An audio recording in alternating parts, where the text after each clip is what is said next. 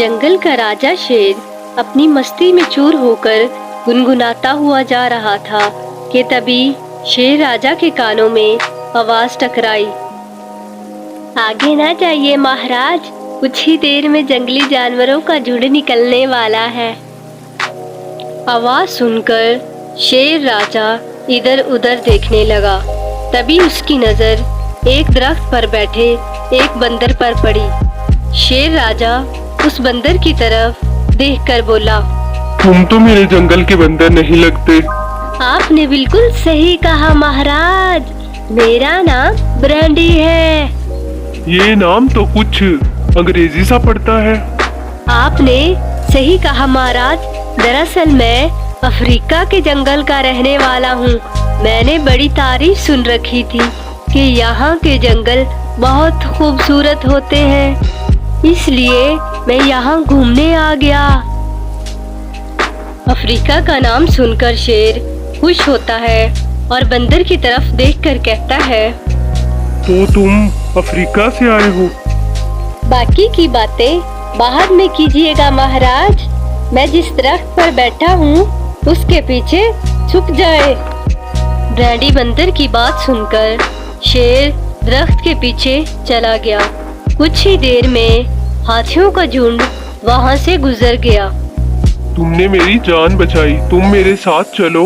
आज से तुम मेरे साथ मेरी गुफा में रहोगे। ब्रैंडी बंदर शेर के साथ उसकी गुफा में चला गया। ब्रैंडी बंदर और शेर जब गुफा में पहुँचे ही थे कि तभी उसी वक्त रानो चिड़िया वहाँ पर आ गई और ब्रैंडी बंदर की तरफ देखकर बोली, अरे महाराज, ये आपके साथ बंदर कौन है? रानो चिड़िया की बात सुनकर ब्रैंडी बंदर गुस्से से बोला, तुम्हारी हिम्मत कैसे हुई मुझे बंदर बोलने की? मेरा नाम ब्रैंडी है, ब्रैंडी। मुझे बंदर सिर्फ और सिर्फ जंगल के राजा शेर बुला सकते हैं, यहनी के महाराज। अरे ब्रैंडी, गुस्सा मत हो, ये रानो चिड़िया है, मेरी खास सलाहकार। क्या महाराज, आप एक शेर और ये एक मामूली चिड़िया?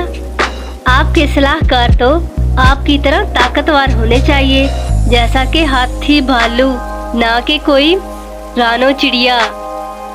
ब्रैंडी बंदर की बात सुनकर रानो चिड़िया गुस्सा होकर बोली, बस बहुत हो गया, काफी देर से तुम्हारी बदतमीजी बर्दाश्त कर रही हूँ।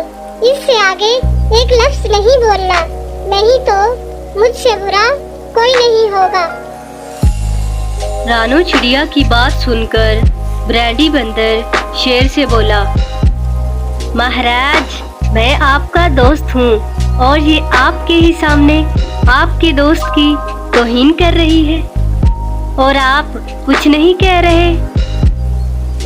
रानो चिड़िया, ये मेरा मेहमान है, तमीज से बात करो। और सुनो, जंगल में इसे किसी भी चीज की कोई कमी नहीं होनी चाहिए और तुम्हें इस बात का ध्यान रखना है। तुम जानती नहीं हो कि ब्रैंडी ने मेरी जान बचाई है।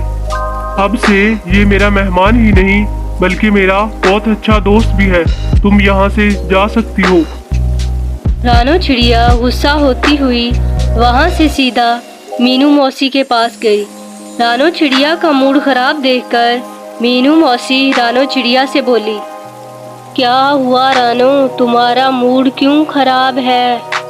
महाराज ने एक नया दोस्त बनाया है, वो भी एक बंदर। तुम्हें पता है मीनू मौसी, मैंने उसे बंदर कहा तो वो भड़क उठा। तभी तो महाराज ने बंदर को खूब सुनाई होंगी। इसी बात का तो अफसोस है, महाराज ने मुझे उल्टा डांट कर भगा दिया।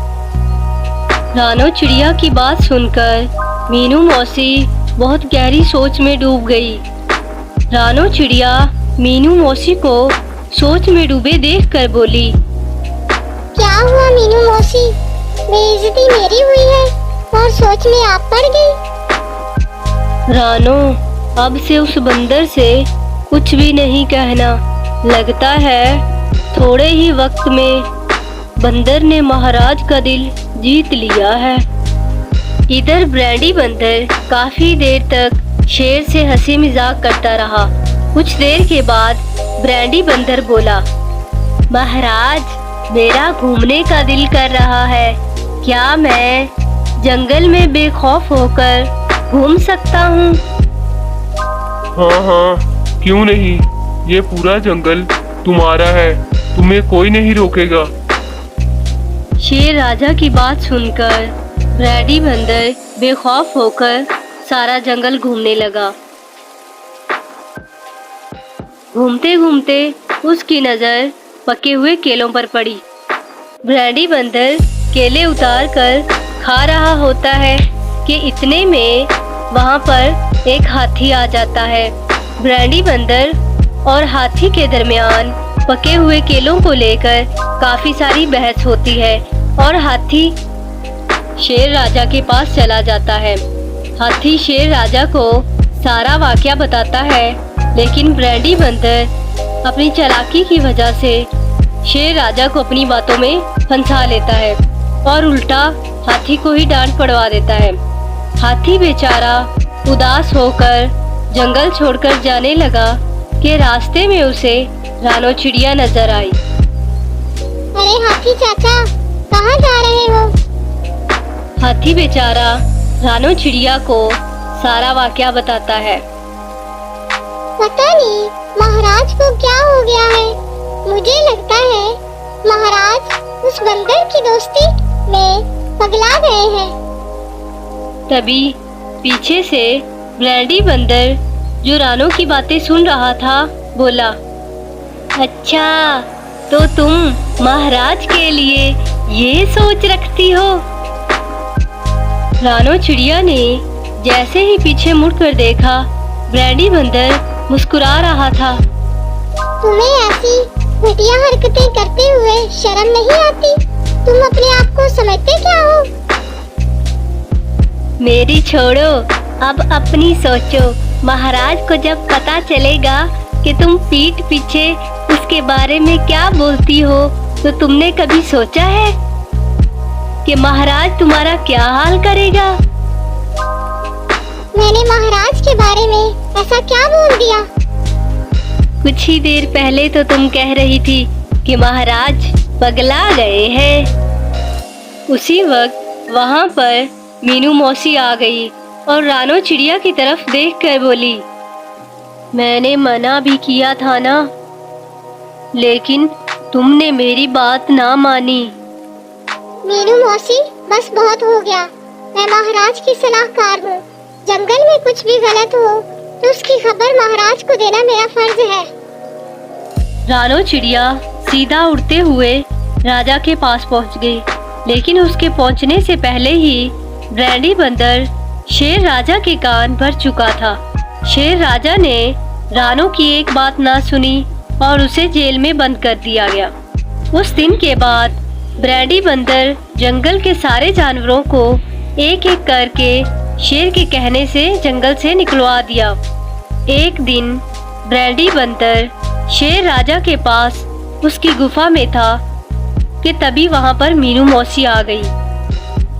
मीनू मौसी को देखकर शेर बोला, क्या बात है मीनू मौसी, तुम यहाँ कैसे आई हो? तुम्हें नहीं पता कि मेरी गुफा में चिड़ियों का आना मना है? महाराज, मैं आपको कुछ बताने आई हूँ कि आपका दोस्त ब्रैंडी बंदर कोई अफ्रीका से आया नहीं, बल्कि ये साथ वाले जंगल का ही है और यहाँ जासूसी करने आया है। अगर आपको यकीन नहीं आ रहा तो इसे साथ ले जाएं। आप खुद ही देख लीजिएगा। ये सुनकर ब्रैंडी बंदर बोला, महाराज, ये झूठ बोल रही है। अगर मैं झूठ बोल रही हूँ तो तुम्हें किस बात की फिक्र है ब्रैंडी? मीनू मौसी ठीक कह रही है। चलो ब्रैंडी, वैसे भी पड़ोस के जंगल का राजा मेरा दोस्त है, आओ उससे बात भी कर लेंगे। शेर राजा की बात सुनकर ब्रैंडी बंदर बहुत डर गया और बोला, मुझे माफ कर दीजिए महाराज, मीनू मौसी सही कह रही है। मैं कोई अफ्रीका से नहीं आया हूँ, बल्कि मैं आपके पड़ोस वाले ही जंगल से आया हूँ। लेकिन मैं आपके जंगल में जासूसी करने नहीं आया। हाथी और रानों का कोई कसूर नहीं है, मेरी गलती है सारी। मुझे माफ कर दो महाराज, मुझे माफ कर दो। शेर राजा ने ब्रैंडी को जंगल से निकाल दिया और रानो चिड़िया को आजाद करा दिया।